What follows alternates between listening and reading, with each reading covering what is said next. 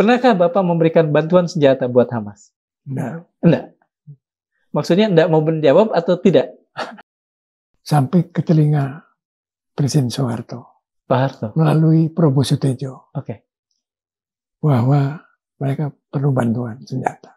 Kesimpulannya, oke. Dan kemudian saya menjadi pelaksana di lapangan untuk menyalurkan senjata itu. Malam hari jam 1, saya masuk ke sana. Hotelnya itu hotel yang dikuasai oleh mafia Rusia. Sehingga malam itu saya nggak bisa tidur. Kenapa saya diketok-ketok sama perempuan? Apakah bisa dikatakan bahwa Pak Jokowi ini semacam proksi dari kekuatan Cina, Pak? Bisa? Kalau kita lihat perjanjian-perjanjian dan hubungan yang dilakukan oleh Jokowi, baik menerima tamu-tamu luar negeri, khususnya RRT datang di Jakarta, maupun dalam perjanjian di Chengdu, itu di sana di RRT, Xi Jinping, itu menunjukkan berat sebelah. Kepentingan Cina lebih banyak daripada kepentingan Indonesia, dan kerugian Cina ke Indonesia lebih banyak daripada kerugian Cina.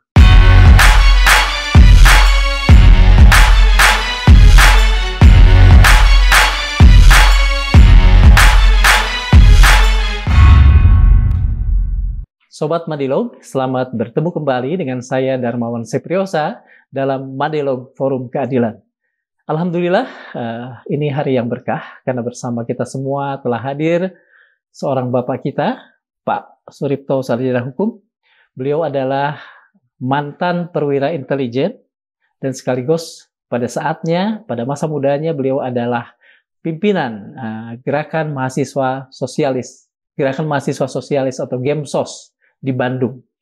Pada tahun 1963, tepatnya 10 Mei, terjadi huru-hara atau kerusuhan anti-Cina di Bandung. Dan beliau disebut-sebut sebagai salah seorang penggeraknya bersama almarhum Rahman Toleng. Beliau juga mendapatkan pelatihan intelijen di Kodam Siliwangi dan mengikuti operasi yang kemudian terkenal di seluruh Indonesia, yaitu operasi Ganyang Malaysia. Hanya yang menarik adalah beliau pada tahun-tahun itu juga termasuk kekuatan anti Soekarno yang membuat Pak Suripto saat itu juga sempat merasakan penjara. Di usia-usia akhirnya beliau adalah seorang anggota DPR sekaligus kader dan salah seorang pembangun Partai Keadilan yang saat ini menjadi Partai Keadilan Sejahtera. Pak Ripto, kita mulai saja. Ini ada hal yang menarik, Pak ya. Saya kebetulan semalam juga membaca bahwa pada 10 Mei 63 itu terjadi kerusuhan yang Bapak dituding-tuding menjadi salah seorang penggerak kerusuhan anti-Cina di Bandung tahun itu. Bisa diceritakan, Pak? Ya. Ini sejarah yang kadang-kadang sebetulnya judulnya sebagai penggerak anti-Cina, nggak betul. Nggak betul. Karena kondisi anti-Cina itu secara objektif dirasakan oleh hampir seluruh masyarakat kita yang menentang Indonesia menganut poros yang disebut poros Beijing Jakarta, poros luar negeri. Betul. Sehingga seakan-akan kita itu bangsa Indonesia boleh dikatakan mengikuti garis politik kepentingan Cina. Pada waktu itu RRT. Betul. Dan pada waktu itu komunis. Betul. Sehingga kalau sampai terjadi ada peristiwa yang unek-unek dari sebagian masyarakat, manifestasinya tentu anti-Cina. Betul. Dan ini hanya kebetulan saja peristiwa itu mulai terjadi 10 Mei tahun 1963 di depan Ganesha ITB Bandung. Oh, di depan kampus ITB ya? Iya, pada waktu itu dimulai dengan perkelahian antara para mahasiswa yang Cina dan para mahasiswa yang pribumi. Dan disitulah ya saya katakan saya sebagai penonton waktu saya melihat. Karena Bapak waktu itu di Unpad, Pak ya? Saya di Unpad, saya di Unpad. Dan memang sebetulnya kalau dikaitkan bahwa ini penggerak bisa saja, karena satu hari sebelum itu kita para mahasiswa dari ITB kumpul di rumah saya membicarakan soal mau ada aksi melawan Cina itu. Oleh karena itu saya hadir di situ. Ya saya katakan. Jadi memenuhi unsur penggerak juga. Ada unsur penggerak. Pak begini, ini ada hal yang menarik Pak. Tahun 63 ada kerusuhan yang besar di Bandung anti Cina. 10 tahun kemudian, kalau saya tidak salah mencatat, kasus aseptosin Pak, yang dipukul juga oleh seorang WNI keturunan saat itu. Tahun 73. Kenapa Bandung begitu ini Pak ya? Begitu apa namanya? Gampang gitu, gampang digerakkan untuk persoalan ini. Ya mungkin sensitivitas dari masyarakat Bandung melihat perilaku keturunan Cina yang sudah mapan digambarkan sebagai perilaku yang sombong dan tidak menunjukkan perasaan untuk menghormati pihak-pihak yang lain pribumi. Sehingga ini yang barangkali kesombongan ini yang menyebabkan, yang memicu terjadinya berbagai peristiwa. Tapi kenapa Bandung, Pak? Sementara kan banyak di tempat lain juga hal yang sama kerap terjadi. Ya, karena ya sebelumnya itu sudah terjadi juga di Cirebon. Dan sebelumnya itu juga sudah terjadi juga di Tegal. Tetapi karena Bandung itu ibu kota perjuangan, dan yang memelopori adalah mahasiswa lain ya, lain jadi itu nuansanya. Itu saja bedanya. Pak, dituding sebagai penggerak tahun 63, apakah Bapak sempat diperiksa, ditahan atau bahkan pernah ditahan saya, pernah di penjara saya, pernah divonis ya 2,5 tahun. 2,5 tahun untuk kasus itu. Untuk kasus itu. Bapak menjalani berapa lama? Kalau tidak salah 6 bulan. Dari 2,5 tahun ke 6 bulan, hebat sekali Pak ya. Karena begini, terjadi perubahan politik juga. Pada waktu itu terjadi perubahan politik. Saya 1 tahun harus 8 bulan soalnya Pak. Iya. Karena terjadi perubahan politik yang menjurus kepada situasi yang berubah. Ya, perubahan politik. Yang oleh karena itu, maka nampaknya hukuman itu semua kita dikurangi atau bahkan bukan dikurangi, hukuman tetap cuma dibebaskan. Jadi sampai ini hari sebetulnya hukuman itu masih berlaku. Iya. Seperti beberapa. Apa yang membuat Bapak saat itu sangat kritis terhadap rejim Soekarno soal hubungan dengan Cina tadi? Ya tentunya saya juga terpengaruh oleh tulisan-tulisan dan pemikiran-pemikiran yang disampaikan oleh waktu itu almarhum Profesor Sumitro Jayadikusumo waktu beliau masih jadi buronan. Bapaknya presiden saat ini. Prabowo. Dan saya terpengaruh. Saya masuk dalam gerakan yang sosialis yang disebut gerakan pembaharuan. Dan ini betul-betul jelas. Anti Soekarno dan anti pada otoriter dan anti. Pak, setelah Soekarno jatuh, poros Jakarta-Peking kemudian katakan saja bukan saja goyah, tapi sempat hilang karena Orde Baru di masa-masa sampai tahun 1990-an sekian itu kan membekukan hubungan dengan Cina. Baru-baru ini pada kepemimpinan Pak Jokowi kita melihat hubungan ini bukan lagi terjalin tapi mesra. Apakah semesra saat itu kalau Bapak lihat? Jadi kita urut dulu peristiwa satu ke peristiwa yang lain. Jadi setelah 10 Mei 63, hubungan boleh dikatakan tidak baik antara Indonesia sama RRT. Sehingga terjadi pembekuan hubungan antara diplomatik antara Indonesia sama RRT. Sehingga di situ kelihatan bahwa Peking pada waktu itu banyak memberikan suara-suara yang membawakan suara-suara komunis, pelarian-pelarian PKI yang berada di Beijing. Dan ini justru membuat suasana lebih panas dan tentu saja ada satu perkembangan baru, di samping panas, tapi ada usaha untuk membuka hubungan diplomatik, mencairkan hubungan diplomatik. Dan ketika itu saya salah satu yang ditunjuk oleh Pak Mohtar Kusumatmaja sebagai Menteri Luar Negeri untuk menjajaki kemungkinan pencairan itu. Ini agak ironis. Menurut Bapak gimana? Orang yang dituduh penggerak anti Cina diminta untuk katakan saja menjajaki kembali hubungan baik. Ya saya nggak tahu itu faktanya begitu ya, faktanya begitu. Bagaimana latar belakangnya saya nggak dalam itu. Tapi peristiwa itu begitulah apa yang terjadi. Nah dari situ saya melihat bahwa nampaknya RRT juga menyadari kesalahan-kesalahannya untuk terlalu banyak campur tangan pada politik di Indonesia, terutama dalam kaum komunis. Oleh karena itu, untuk menyadari itu, maka mereka ingin membangun hubungan pencairan. Dan pada waktu itu saya katakan, kalau kita buka, yang penting adalah bukan G2G relationship antara pemerintah, tapi P2P, people to people relationship. Nah, kalau itu yang ditempuh, mungkin lebih kuat kita membangun satu hubungan yang lebih mendasar, karena ini rakyat dengan rakyat, people to people. Dan kalau saya boleh pilih, mau dimulai dengan hubungan kelompok Islam di Cina dan kelompok Islam di Indonesia. Itu terjadi, Pak? Dan itu terjadi tahun 1991.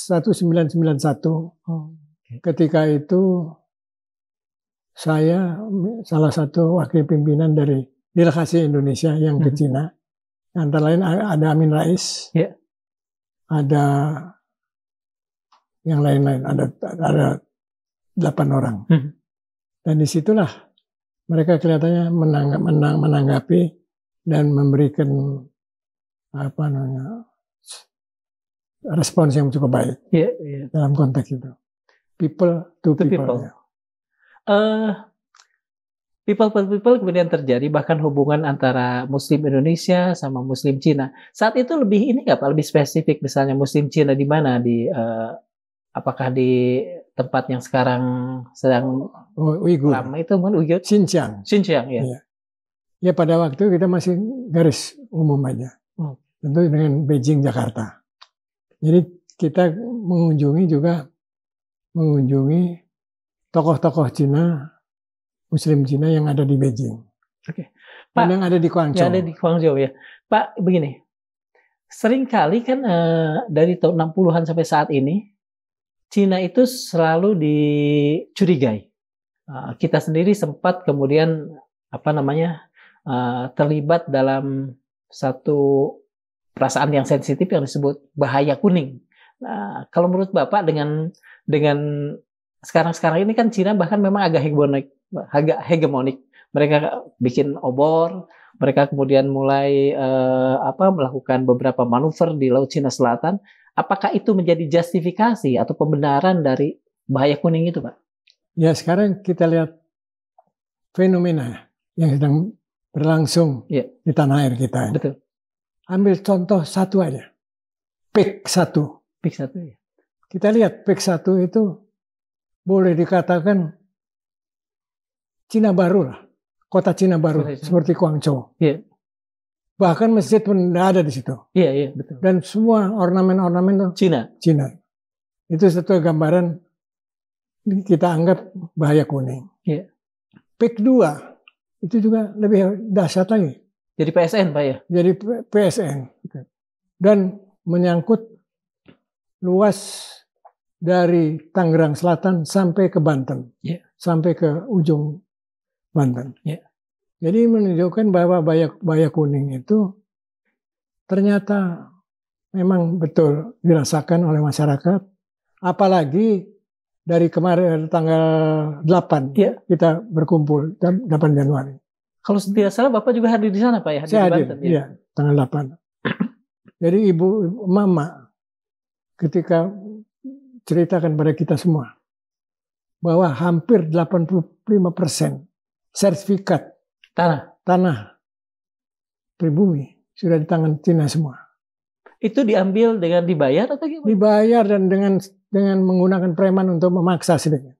Oh, Jadi menurut saya itu satu kedoliman. betul. Dan kedoliman ini saya gambarkan tidak mungkin yang punya duit saja yang berani begitu. Pak, ini kan PIK 2 itu PSN Pak ya? Apa namanya? Iya. Proyek Strategi nasional. Mengapa sampai itu terjadi Pak? Sebagai seorang mantan perwira intelijen, apakah Bapak melihat kok semudah itu intelijen Indonesia membiarkan hal ini terjadi? Jadi PSN. Jadi sekarang kita harus tanya. Yang jadi presiden siapa pada waktu itu? Jokowi Pak. Jokowi. Presiden itu adalah menurut dasar intelijen adalah apa yang disebut penerima intelijen, penerima. Oh iya betul. Jadi dan presiden itu yang bisa mengarahkan kepada intelijen. Jadi tergantung pada presiden.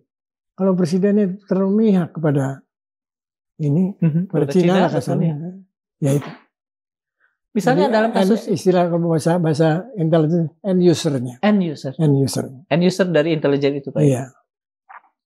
Pak kalau begini, PIK yang menjadi PSN, kemudian kita lihat WUS misalnya proyek kereta cepat Jakarta Bandung, tadinya Jepang dan lebih murah, tiba-tiba dengan begitu saja diberikan kepada Cina, sehingga waktu itu PM Jepang kalau saya tidak salah dari Bandung ketika sedangkan memorial KTT namanya yang di Jalan Merdeka tuh Allah saya lupa tuh. Asia Afrika kemudian langsung berangkat ke Jepang pulang. Apakah bisa dikatakan bahwa Pak Jokowi ini semacam proksi dari kekuatan Cina Pak? Bisa? Menurut saya ya.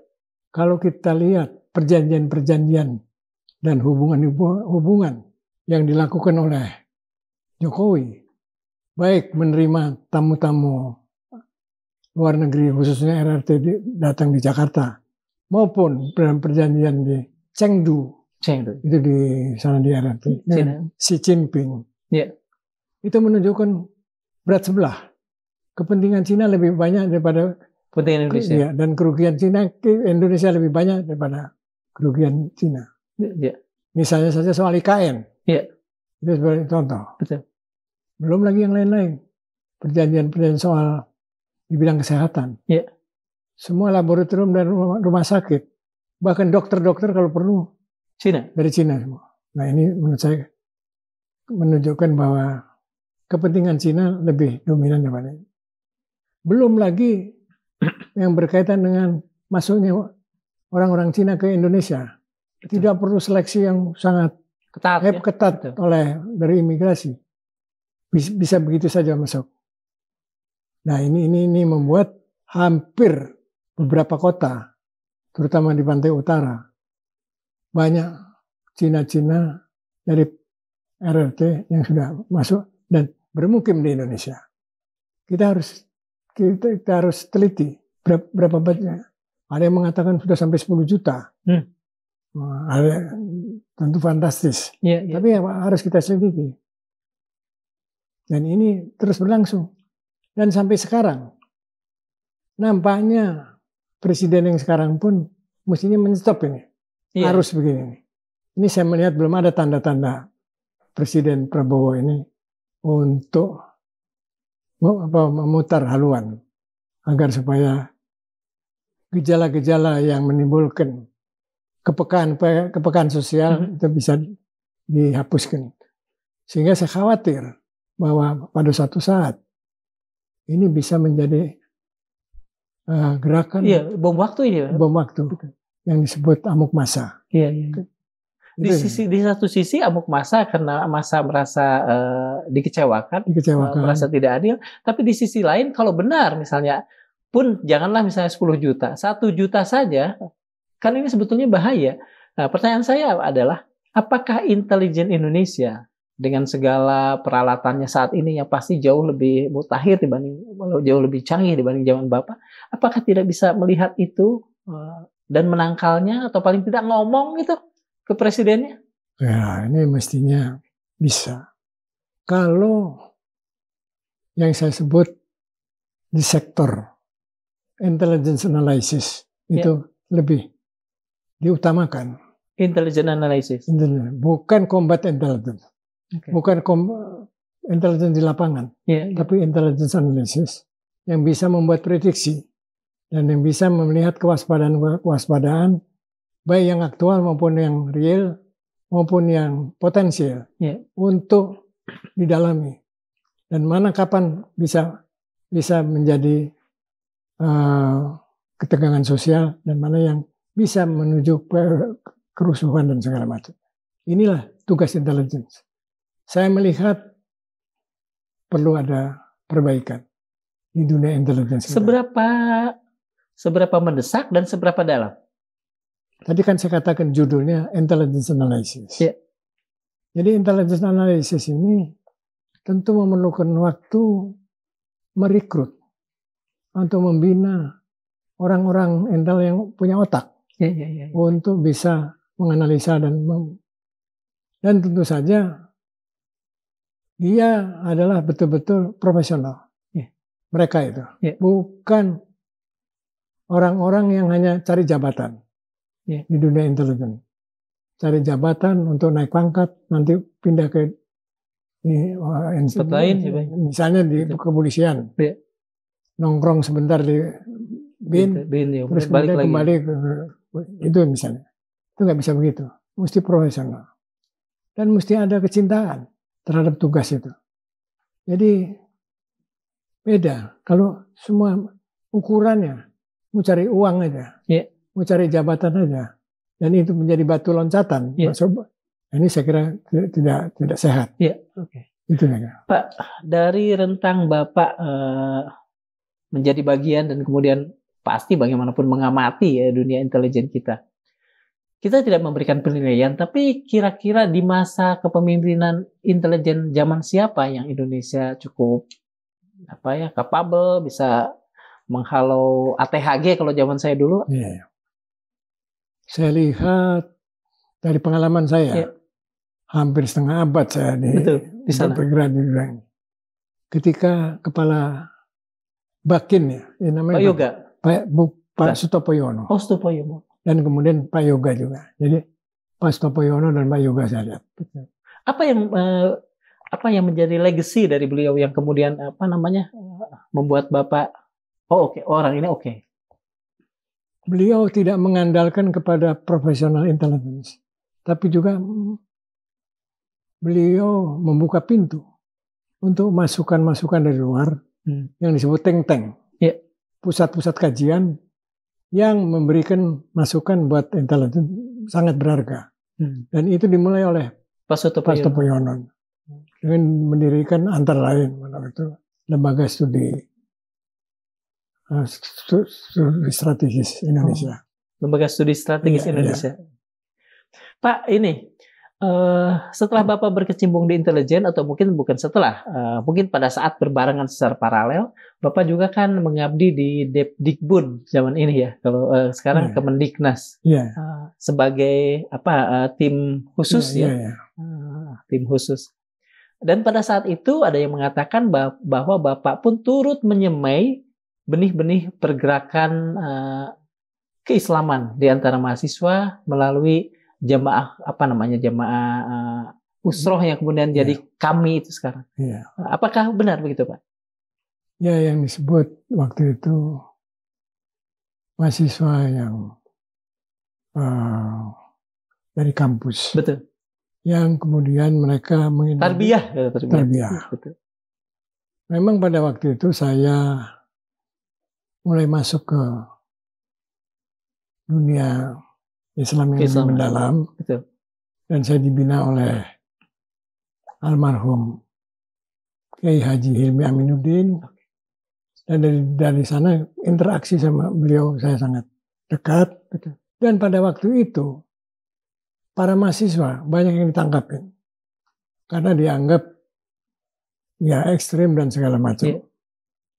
Dan beliau minta saya untuk membebaskan para tahanan itu. Ya, beberapa kali saya turut terlibat dalam membebaskan mereka. Bapak ingat 1-2 di antaranya, Pak, yang mungkin sekarang jadi tokoh? pada waktu itu saya, kalau nggak salah Fahri Hamzah, Fahri Hamzah, oke, ya, terus Mustafa Kamal. iya, Mustafa Kamal. Gitu, nah. Iya. Silakan terusan Pak. Iya. Fahri Hamzah, Mustafa Kamal. Apakah persentuhan dengan saya katakan Ustadz Hilmi ini yang tadi Bapak katakan mengubah? Karena begini, Bapak kan latar belakangnya adalah seorang Gemsos, ya, gerakan mahasiswa sosialis, yang sosialisme Syahrian lah, Sahririan kalau saya katakan, sangat terpengaruh sama Syahrir. Tiba-tiba membelok menjadi seorang yang berpikiran Muslim, gitu ya. Apa yang membuat Bapak berubah seperti itu, Pak? Ini kan masing-masing ideologi yang kokoh kuat gitu, dengan pemikiran. Singkatnya, itu memang udah panggilan dari Allah. Ya, singkatnya ya Pak. Singkat. Ada yang bisa diceritakan lebih detail gitu. Yang lebih detail ya, saya tadinya ikut tarbiyah yang disebut Majelis Taklim. Itu rumahnya Pak Hartono Marjono, almarhum. Almarhum. Dulu beliau Masumi Pak ya? Iya. PI, betul PI. Pada waktu itu beberapa kali saya dengar Ustadz bicara. Ustadz Hilmi. Bukan. Harjono Martono. Ya, yang lain-lain. Ya. Ketika tampil Ustadz Hilmi, saya tertarik. Oh, ini Ustadz lain dari yang lain. Ya. Cara menyampaikannya dan tetap bisa mengaruhi saya dan meresap apa yang disampaikan. Saya mengusulkan pada Pak Hartono Marjono supaya dibentuk satu kelompok kecil untuk lebih mendalami masalah-masalah keislaman dan gerakan Islam. Dan sejak itulah kita mulai dengan kalau nggak salah 10 orang untuk terus bertahun-tahun kita digembleng oleh Ustadz Hilmi untuk menjadi benih-benih sebagai gerakan Islam yang lebih mungkin orang mengatakan lebih pada mengikuti ajaran Hasan al-Banna. Oh iya. Ikhwanul Muslimin. Ikhwanul Muslimin. Kira-kira begitu. Ya. Pak, mungkin ini pertanyaan gini. Sosialisme adalah satu ideologi yang progresif. Islam agak tergantung Pak ya, tergantung ustadznya kadang-kadang. Menjadi bisa sangat progresif, tapi menjadi sangat kadang-kadang kontrarevolutif juga gitu ya.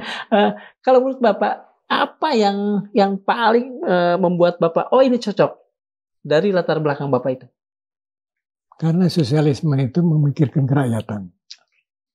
Dan Islam juga ternyata memikirkan rakyat. Jadi ini yang membuat saya menjadi menyatu. Oke. Dan juga beberapa tokoh Islam yang terkenal asalnya juga dari sosialis. Oke, betul. Agus Salim juga begitu ya Pak ya? Ya, Agus Salim. Dan juga yang luar negeri. Ini yang membuat saya ya seakan-akan ada panutan lah ya. Betul. Hosokro Aminoto ya Pak ya? Itu juga.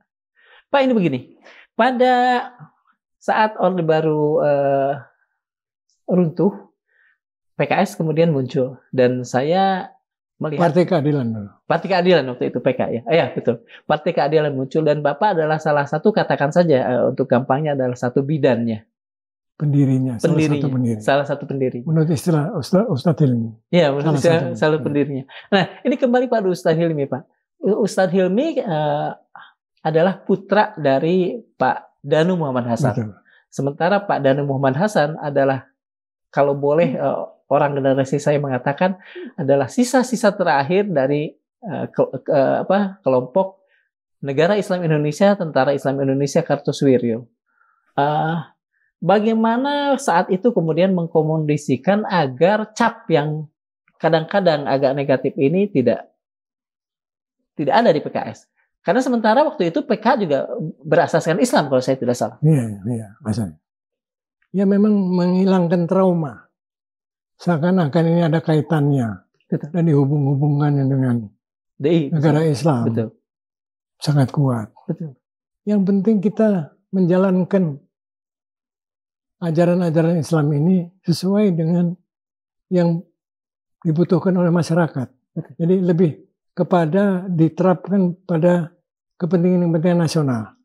Kalau boleh bahasa yang lebih halus lagi, nasionalisme itu seakan-akan dihidupkan melalui ajaran-ajaran Islam. Betul. Dan ini yang membuat mereka tidak bisa mengecap begitu saja bahwa ini adalah klise dari negara Islam Indonesia. Islam Indonesia. Itu kira-kira. Pada saat pertama kali itu Pak, pada waktu pendirian tahun 99 kalau saya tidak salah, apakah Bapak masih merasakan ada romantisme, maaf, NII itu di lingkungan itu, di lingkungan PK?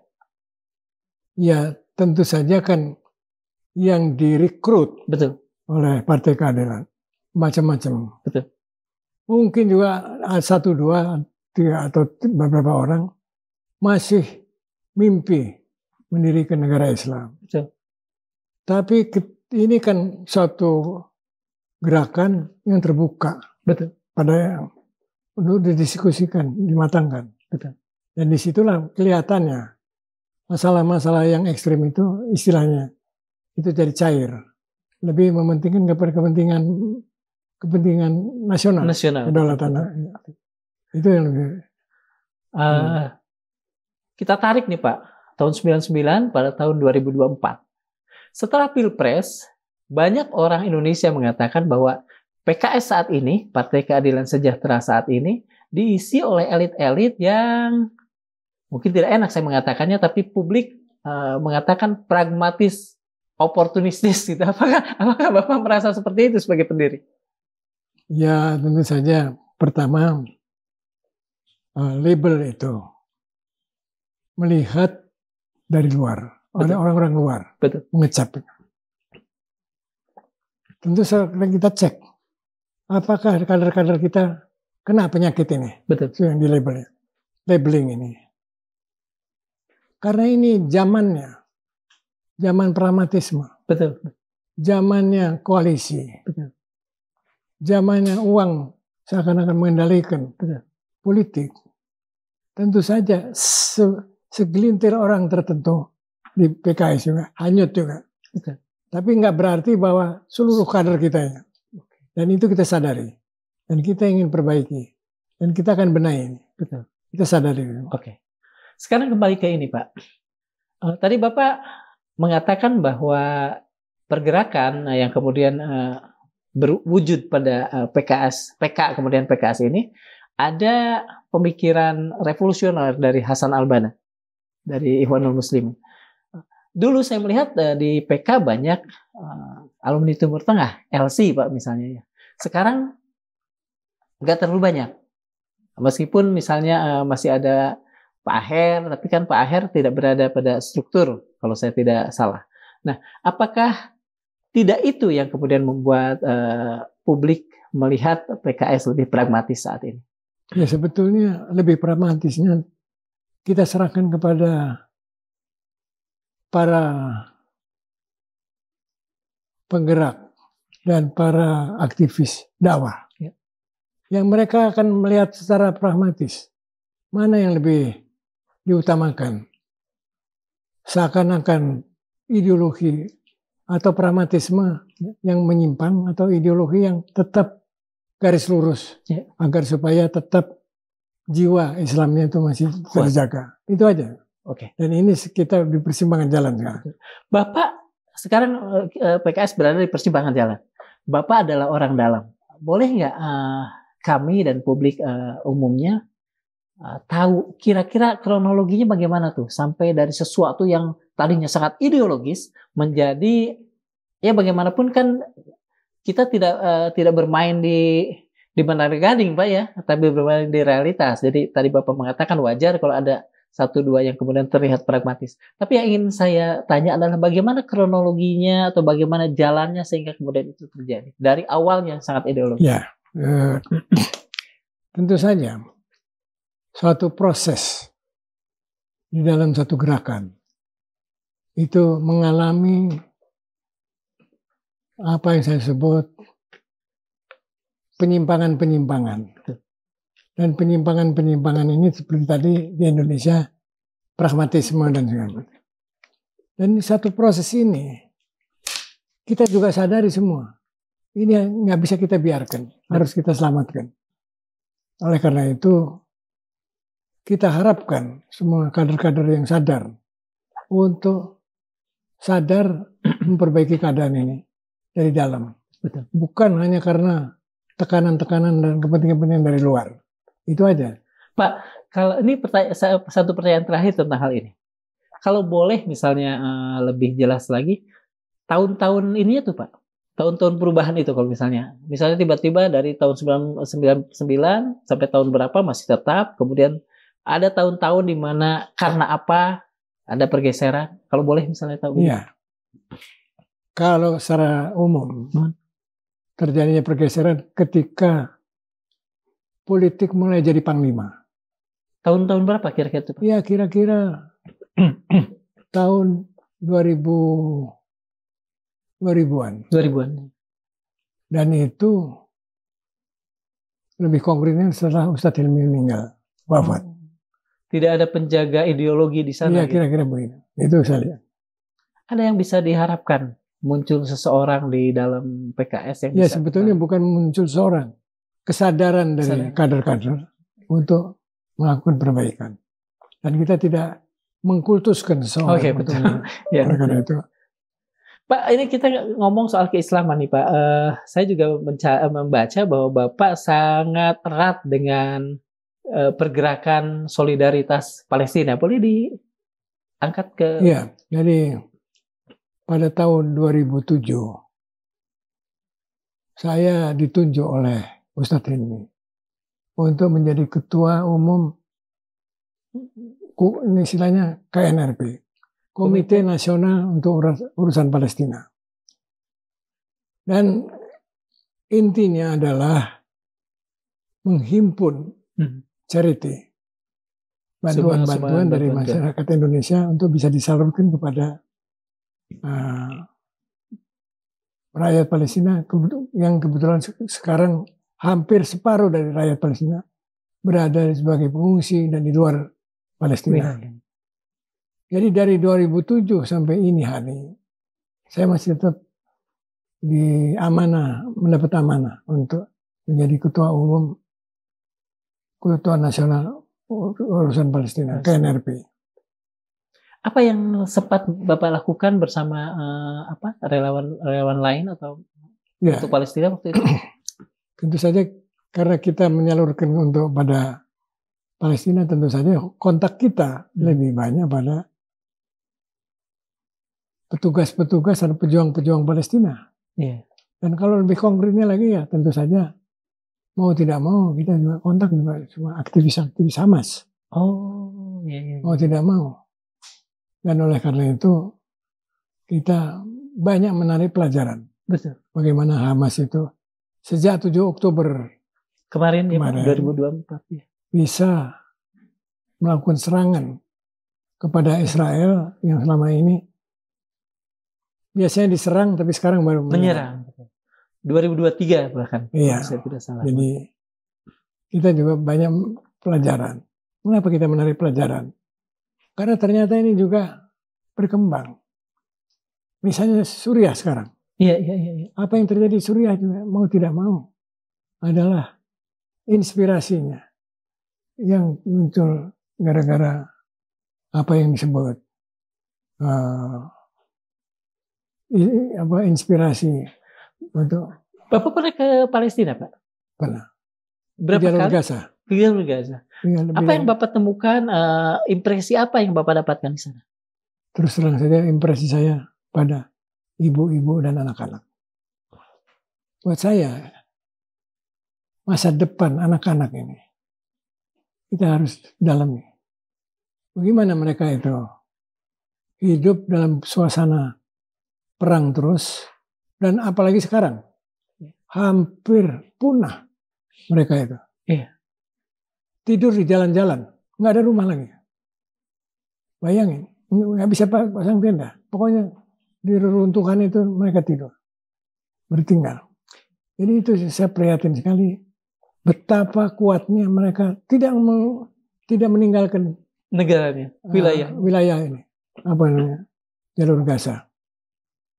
2 juta, bukan sedikit penduduk. 2 juta masih bertahan dengan harapan bahwa. Pak, kalau boleh saya tanya nih sikap pribadi Bapak, dengan segala persoalan di Palestina saat ini, apakah yang diberikan oleh orang-orang Indonesia, terutama Muslim, cukupkah? Atau sebetulnya mereka masih tergolong tidak acuh terhadap saudaranya di Palestina? Sebetulnya Muslim Indonesia di daerah-daerah sangat acuh terhadap nasib bangsa-bangsa Palestina. Tapi kita tahu sendiri, kehidupan sehari-hari rakyat Indonesia pun juga keadaannya pas-pasan semua. Jadi sudah bisa menyisihkan donasi untuk mereka, itu sudah luar biasa. Dan ini menurut saya sangat mengharukan sekali. Dalam keadaan yang serba terbatas, mereka tahu masih bisa menyisihkan donasi untuk perjuangan Palestina. Mohon maaf nih pertanyaannya, Pak. Dalam soal Palestina ini, apalagi tadi Bapak bicara soal Hamas ya, pernahkah ada bantuan senjata ke sana? Bagaimana? Pernahkah Bapak memberikan bantuan senjata buat Hamas? Enggak. Maksudnya enggak mau menjawab atau tidak? Pernah. Jadi begini, tugas saya juga bukan hanya semata-mata menyalurkan donasi, tapi juga memperhatikan tentang perjuangan rakyat Palestina melawan Israel. Melawan itu berarti tentu fisik. Betul. Dan fisik itu tentu juga mereka ingin mendapat bekal bagaimana untuk bisa melawan Israel.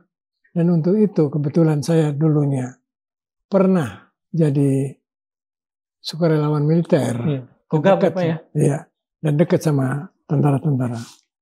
Ya, tentu bekalnya cuma itu aja. Memberikan ilmu kepada mereka dan itu menjadi bahan untuk mereka melakukan perjuangan secara fisik. Itu kan. Bapak punya pengalaman untuk memberikan bantuan kepada Palestina dan itu sudah berlangsung lama. Sebetulnya bahkan kalau tadi saya lihat kronologinya 2007, ini agak apa namanya? Agak aneh ya.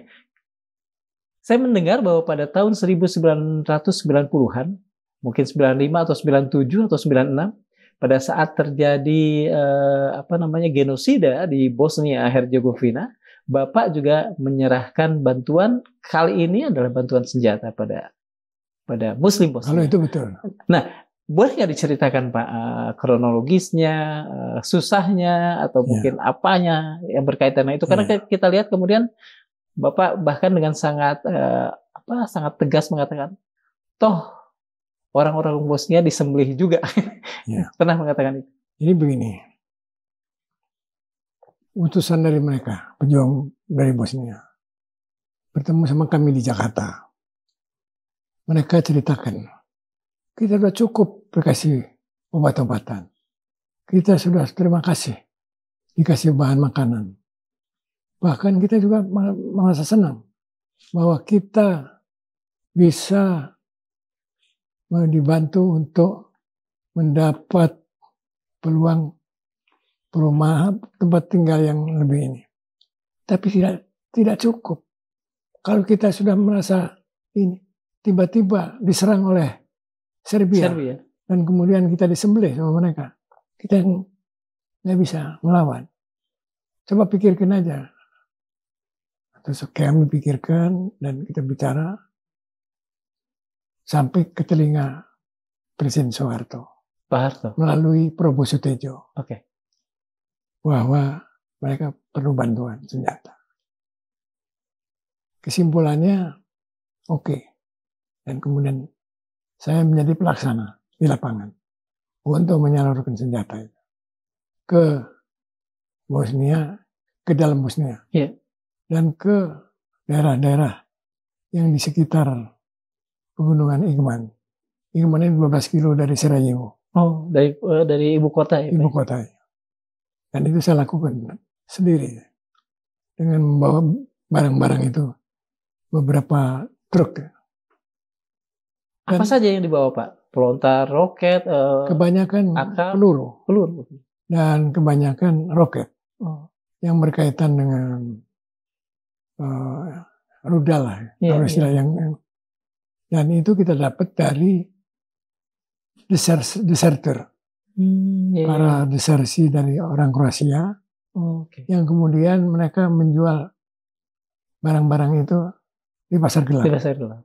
Dan itulah yang saya beli, yang saya ambil. Dan itulah yang saya bawa langsung. Itu bagaimana cerita? Bapak sempat bertemu dengan Pak Harto saat itu, Pak? Dah. Probo. Tapi firm itu Pak Harto punya concern pada urusan itu. Ini begini.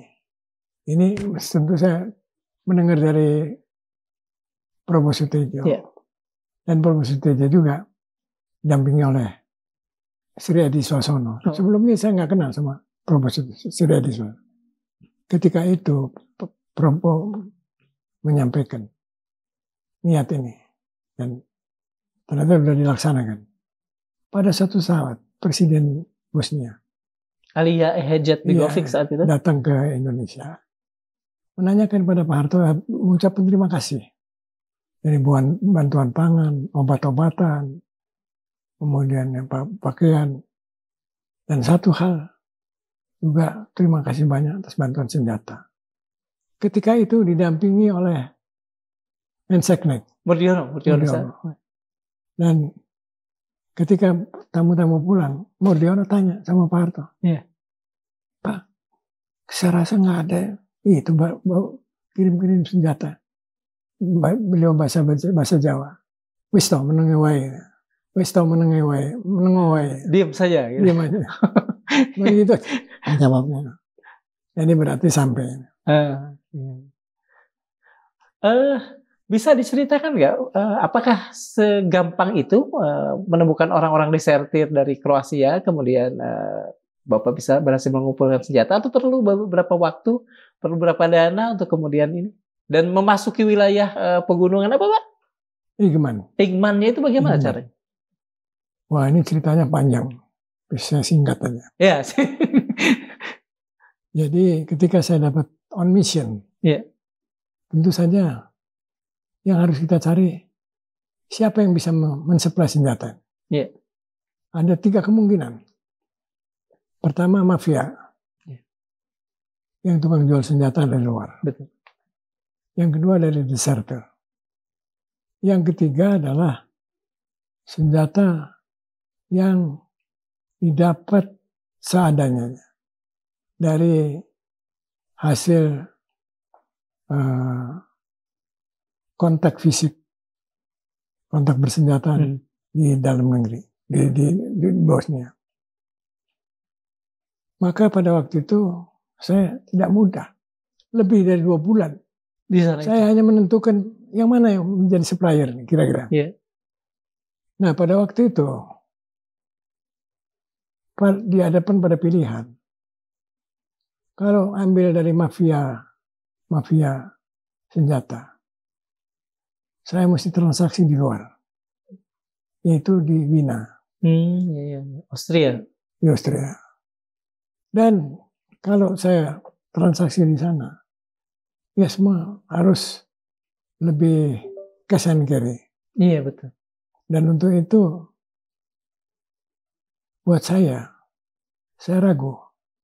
Jangan-jangan saya udah serahkan senjata, saya serahkan uang sama mereka. Ya, betul. Iya betul. Oleh karena itu saya pada yang desersi. Dan kemudian. Tapi sempat berhubungan dengan mafia senjata itu Pak? Enggak, saya dapat informasi. Mereka menghubungi saya di Kroasia. Dan kemudian saya mencoba untuk menghindari dan nggak kontak lagi. Dan saya pilih ini. Desersi. Dan ini lebih mudah dan perjanjiannya adalah barang dikirim dulu. Setelah sampai di sana sudah selamat, baru dibayar setelah saya pulang. Oh, itu lebih gampang dari COD bahkan pada iya. Dan pulangnya itu juga ambil uangnya juga bukan di Kroasia, bukan. Tapi ambilnya dari Hongaria, Budapest. Mengapa sebaik itu mereka Pak, orang-orang Kroasia ini? Ini masalah soal kepercayaan. Jadi mereka percaya, ini. Jadi yang penting jalur-jalur kepercayaan ini juga penting. Betul. Oleh karena itu tidak mudah melaksanakan kepercayaan ini Apalagi angkut uang sejumlah 2,5 juta, waktu belum ada euro. Iya. Deutsche Mark, uang Oh. Jerman. Dan harus ambil dari Hongaria. Dan yang mengambil sendiri hanya duta besar Indonesia di sana. Siapa waktu itu, Pak? Waktu itu anaknya Pringgodigdo, saya lupa namanya. Anaknya Pringgodigdo. Awe Pringgodigdo. Iya, iya. Udah meninggal. Jadi kami berdua ambil di bank, supirnya nggak diturunin. Dia yang nyetir? Iya. Terus saya diturunin di hotel, dan baru saya pikirkan bagaimana ngangkutin ke Kroasia dari Hongaria ke Kroasia. Dan di perjalanan itu tidak mudah membawa uang sih.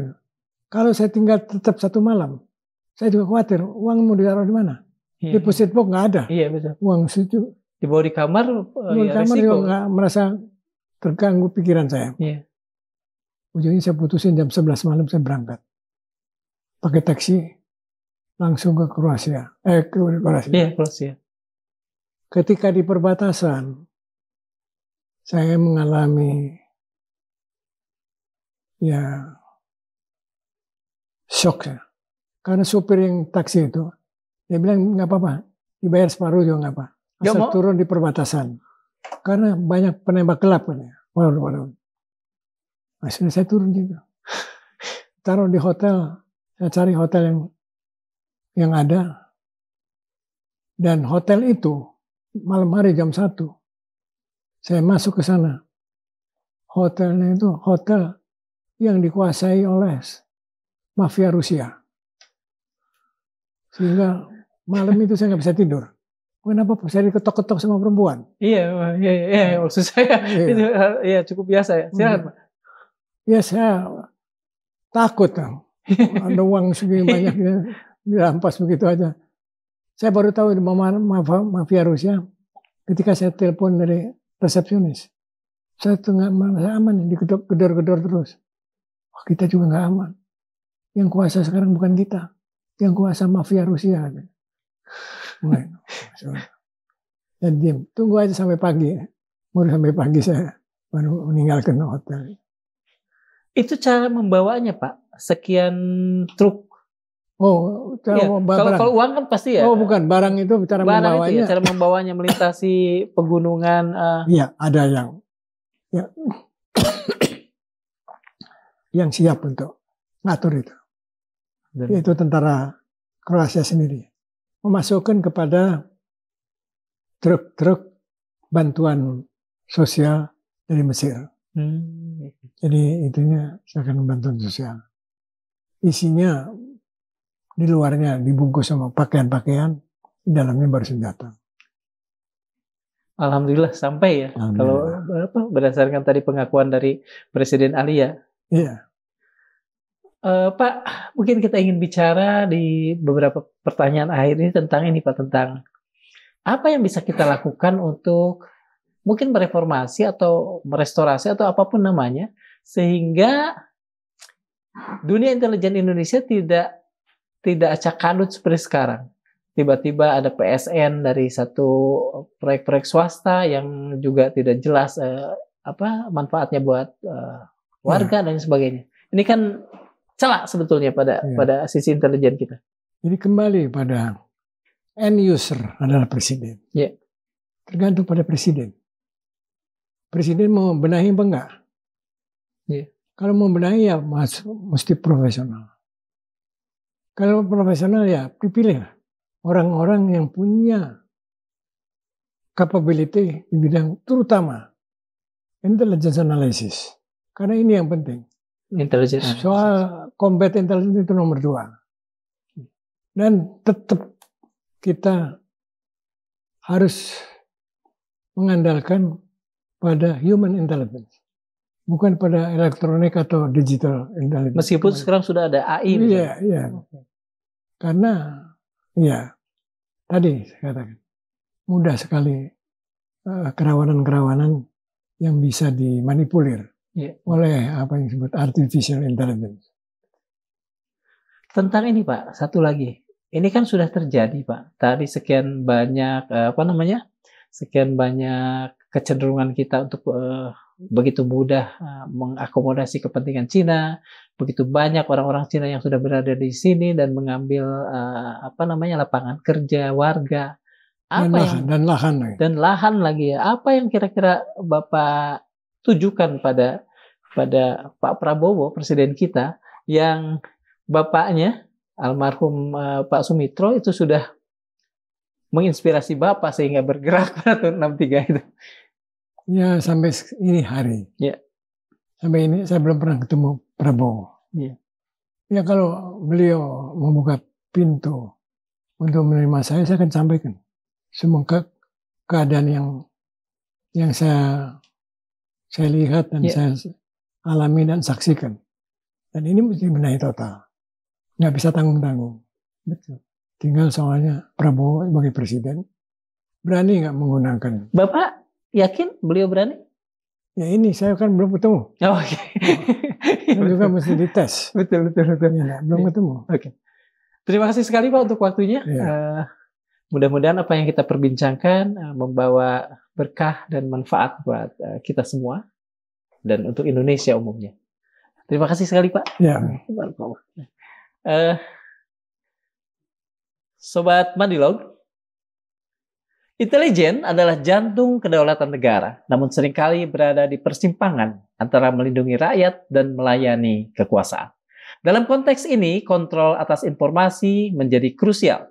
Seperti dikatakan Michael Foucault, kekuasaan tidak hanya menekan, tapi juga menciptakan dan mendistribusikan pengetahuan. Pernyataan ini mengingatkan bahwa informasi yang diolah intelijen harus berpihak pada kepentingan rakyat, bukan sekadar melayani agenda segelintir elit. Penyalahgunaan intelijen demi kepentingan politik bukan hanya merusak legitimasi negara, tapi juga menggerus kepercayaan publik. Hannah Arendt dengan tepat mengatakan, kekuasaan sejati tidak membutuhkan kekerasan. Ia berasal dari legitimasi dan persetujuan. Ketika intelijen menjadi alat kekuasaan, integritas negara berada di ujung tanduk. Reformasi sistem intelijen harus bertumpu pada transparansi, akuntabilitas, dan prinsip melindungi kepentingan rakyat. Masa depan intelijen Indonesia bergantung pada keberanian moral untuk melampaui pola lama. Sistem yang ideal harus mengakar pada nilai keadilan, melibatkan masyarakat sipil, dan memastikan kepentingan bangsa menjadi prioritas utama. Assalamualaikum warahmatullahi wabarakatuh. Terima kasih sekali.